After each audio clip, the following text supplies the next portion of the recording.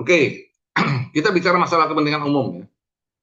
Nah, ini kita bisa lihat ya, ada pengaturan dalam Undang-Undang Nomor 2 Tahun 2012 tentang pengadaan tanah bagi pembangunan untuk kepentingan umum.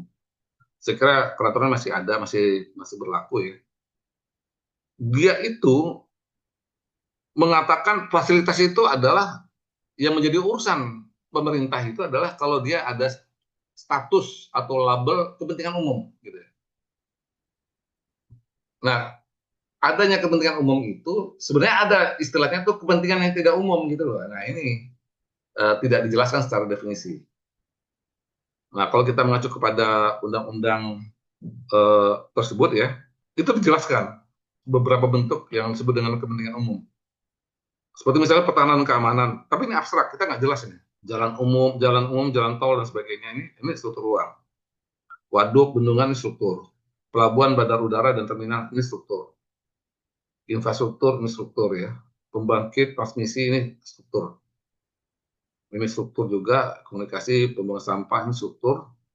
Rumah sakit pemerintah, pemerintah daerah struktur ya.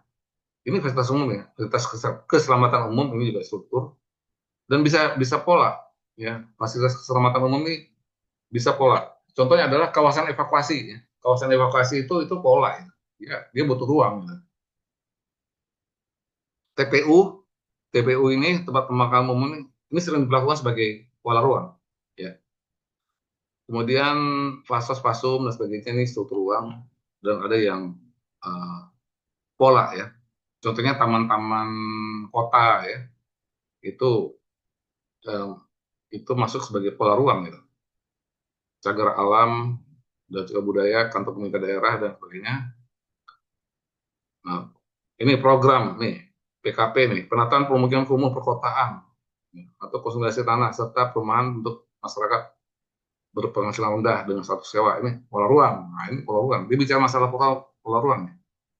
Pelaksana pendidikan sekolah, ini struktur ruang, olahraga dan sebagainya. Jadi sebagian besar dia ngatur itu adalah untuk alokasi struktur. Ya. Nah, ini memasukkan ini, ya kalau Anda sebagai, ini siapa ya, yang perencana tadi ya, si Agung tadi ya, konsultan. Anda masukin ini di dalam rencana tata ruang bisa nggak ya? Bisa nggak ditentukan ini?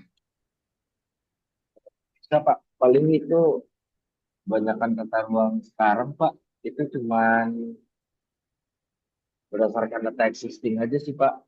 Adapun paling rencana-rencana dari pemerintah, kalaupun ada struktur misalnya kayak rencana rumah sakit, paling kita tambahin di struktur gitu Pak. Iya, tapi kan masih kriteria umum ya. Jadi apa? Iya. Tapi oke lah, ini kan udah dapat nih dasar-dasar ini ya, kurang lebih ya. Dan sebenarnya ini tidak domainnya pemerintah pusat ini, tidak domain pemerintah ya pada umumnya. Banyak ini yang dilakukan oleh swasta. Keterbatasan data juga banyak itu Pak dalam penyusunan rencana tata ruang karena banyak kerjaan yang dikerjakan sama swasta gitu. Jadi datanya juga hidden gitu Pak. Ya, jadi kalau misalnya keterbatasan itu ya, itu kan harus diukur dengan nanti kita akan sampai ke sana ya.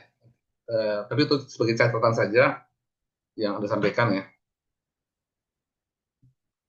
Nah ini list ini ya itu sering digunakan dan diacu dalam rencana tata ruang, dalam RPJMN, RPJMD ya dan sebagainya, rencana-rencana strategis ya, rencana kerja setiap instansi ya dan sebagainya. Nah ini adalah klaim dalam tujuan pemerintah ya. Ini kan klaim aja nih pemerintah. Emang dia bisa ngukur nih kebutuhan-kebutuhan tadi. Dan hanya satu yang mengikuti mekanisme konsultasi publik.